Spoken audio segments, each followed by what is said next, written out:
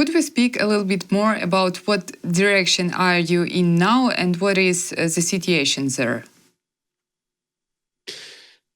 Yeah, I'm fighting out in the forests east and north of the city of Lyman. A lot of it is forested terrain, very close-up fighting in the forests because it could be like a jungle out there sometimes.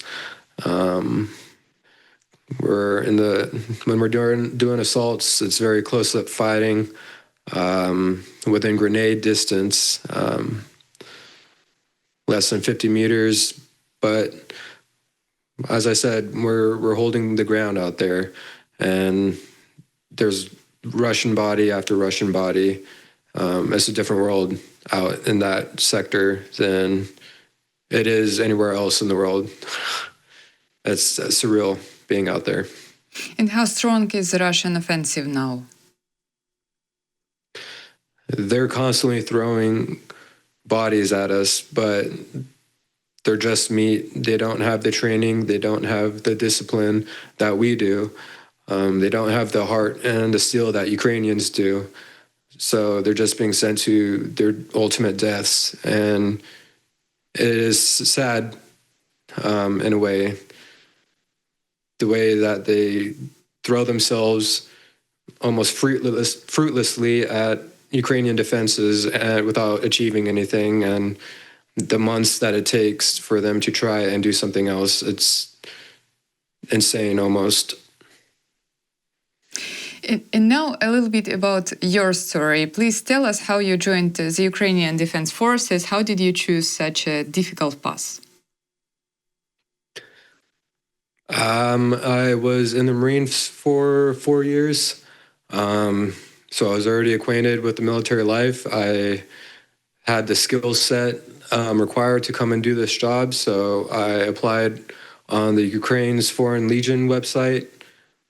Ended up meeting up with a group of foreigners in Ternopil, the city in western Ukraine, and I headed out under 63rd Brigade with these guys, and we got some training under 63rd Brigade, and we started doing missions after that. And how did your family react to you going to war in Ukraine? They weren't thrilled about it, but at the end of the day, I'm still their son.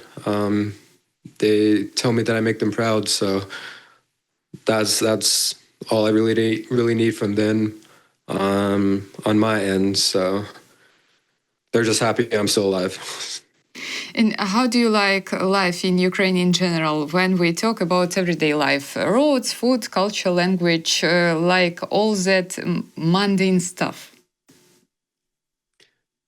I love Ukraine. Ukraine's fantastic. And I want to stay here afterwards too. I can't get enough of it. And I plan on seeing more of it and seeing, more of its history, because I see Ukraine. I see that you guys have been fighting for hundreds of years against Russia's imperialism, and I'd like to see more of your history because it's just amazing to me. I want to speak a little bit about some preparing of Ukrainian soldiers. What was your combat training like? They truly taught us the essentials. And there wasn't a lot of fluff or, waste of time during that training. It was what you needed to know, whether it be defending trenches, attacking trenches, shooting at drones, firing PKMs or different weapon systems, hand-to-hand combat, all essential things, and nothing less. Could you please tell us a little about your brothers in arms? Who are they? What is your relationship with them? Are there some language or cultural challenges, for example? Some of us are from the UK, some of us are from America, or Northern America. So we all speak English. We've all been in Ukraine sometimes, so we can also communicate with the Ukrainians as needed. And we've all been here for some time working together, not only with Ukrainians and each other. So we know how to operate together, and we're doing what's needed out there. So you have some experience in Ukrainian army. So what do you think about the Ukrainian army now? What is it like for you in general? It's full of fighters and nothing less. I think that they can handle things that, well, I've handled things here with Ukrainians here that I would have never imagined having to handle back in my former military. And the Ukrainian people have nothing but resilience and fight and spirit in them. So Ukraine is unrivaled in that aspect, and that's the only thing I really need to fight out here, is also having other fighters out here with me. So you already mentioned, but I want to ask you in general, what do you think about Russians? I almost feel sorry for them at this point, but at the end of the day, they bring it on themselves. They're in land that isn't theirs. They're trying to destroy a culture that isn't theirs. And from what it feels like out on the battlefield, they're paying a tremendous price for it. And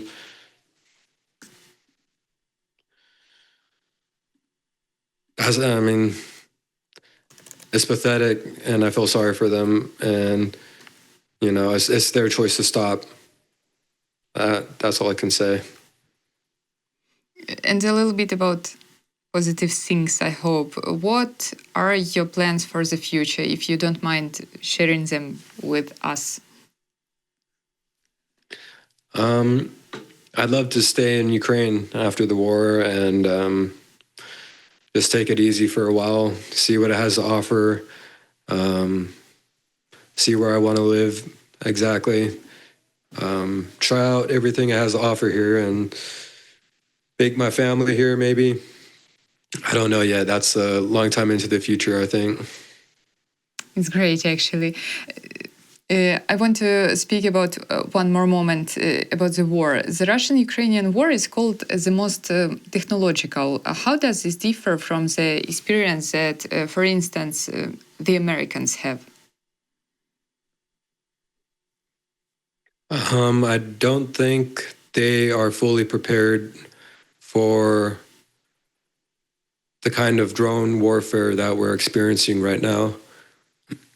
I think there's a lot of tactics and elements they utilize now that would be ineffective here in this kind of warfare. And I hope that they're paying attention to this war and what Ukraine is, you know, figuring out and developing here, whether it be tactically or technology-wise, but they need to pay close attention to this war and see exactly how we're doing things so they can stay up to date with warfare.